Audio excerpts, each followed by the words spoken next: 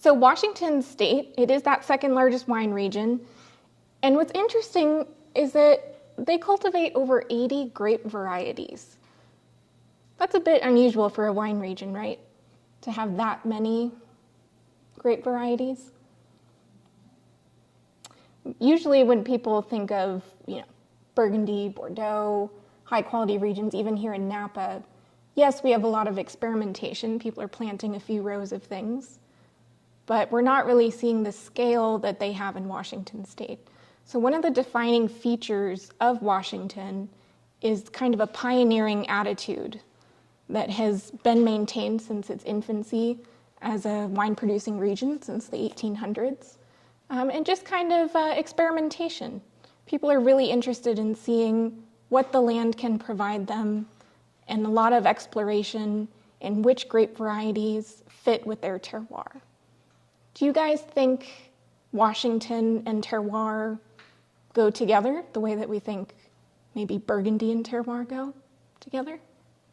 Yeah, except we just don't know that much about it. Right. Yeah. Yes. So we may not know much about it as consumers, but the people that are making the wines there are really dedicated to finding out what their vineyards are like, down to the deepest level that they can go in the soil. What is its geological history? Which grapes really fit with that? What's interesting about Washington is there's quite a diversity of climate, geography, geology, topography, a lot of different aspects and slopes that people can experiment with, a lot of different soils. And so there's lots of opportunity to pick grape varieties, see how they do, and then, really cultivate your vineyards. All right. So they do have about 240,000 tons harvested each year. Most of it is red, but there's quite a bit of white that is also harvested. And take a look at that list of grape varieties. Maybe think about where else in the world that you see those.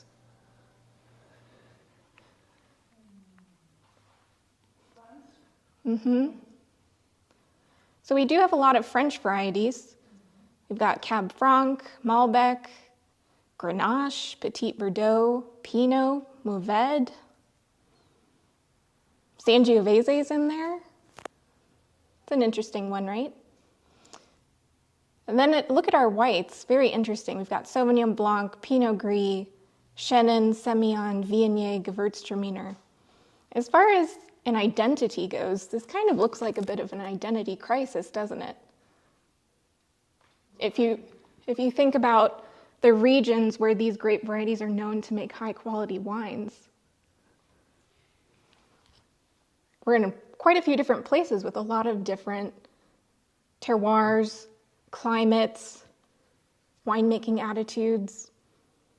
We got Burgundy, we got Alsace, Rhone. What? How big is the state of Washington as compared to like France or Spain or like the state itself? I'm not sure of exact size compared to other places, but it's quite a large state. I think I've heard that Eastern Washington is comparatively about a third the size of France. Okay, about it.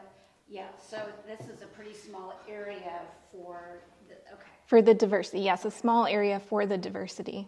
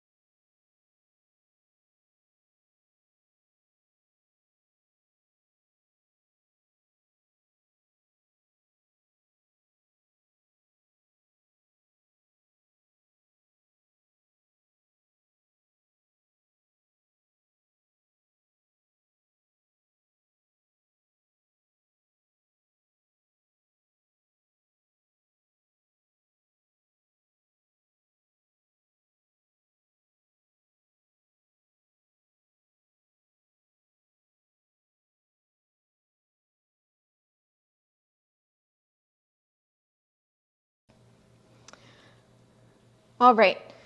So there's something called the Columbia Plateau. And you see it here in gray. And it actually covers into Idaho and into Oregon. What's really interesting is that Washington State has appellations that go into both Idaho and Oregon.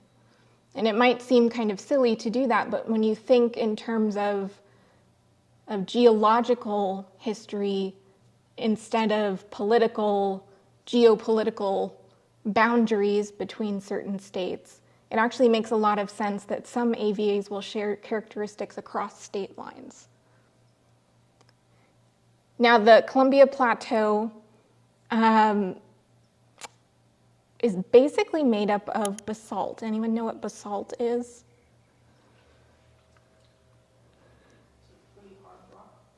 Yes, a dark volcanic rock. It's like a dark gray kind of. A little bit darker than that gray on the map there. So the bedrock for eastern Washington here is basalt. So we have volcanic matter that's working its way up, right? What's really interesting is see how it kind of just skips all of western Washington there. And it follows that Columbia River, what they call the Columbia River Basin. And in red there, those are all the volcanoes. All up and down Washington and Oregon there and up into Canada. So this one right here, Mount Hood. This is, pretty sure that's Mount St. Helens, Mount Rainier. Actually, no, this is Mount Adams, this is Mount St. Helens, and that is Mount Rainier. All right, so imagine 15,000 years ago, we've got these active volcanoes. We have a big glacier covering up ancient volcanic eruption that had turned into a basalt rock on this huge plateau, right? Okay, so we have what's called the glacial lake, the Missoula Glacial Lake. And what it did is there was a big ice dam. Anyone seen Game of Thrones? Yeah. You know the big ice wall? Yeah. Imagine that ice wall, but there's a lot of ice behind it, but it's melting. The only thing holding it up is that ice wall. Well, it's melting. The glacier's melting. Temperatures are rising, right? Eventually, inertia kicks in. It can't hold it back. It releases the floodwaters that have melted from that glacial lake. And you can just think in terms of kind of what a cataclysmic event this was. It took 55 years for all of the water from that glacial lake to make its way to the Pacific Ocean. That's a lot of water. But with enough force that within 55 years, it completely changed the landscape of eastern Washington and gouged out that Columbia River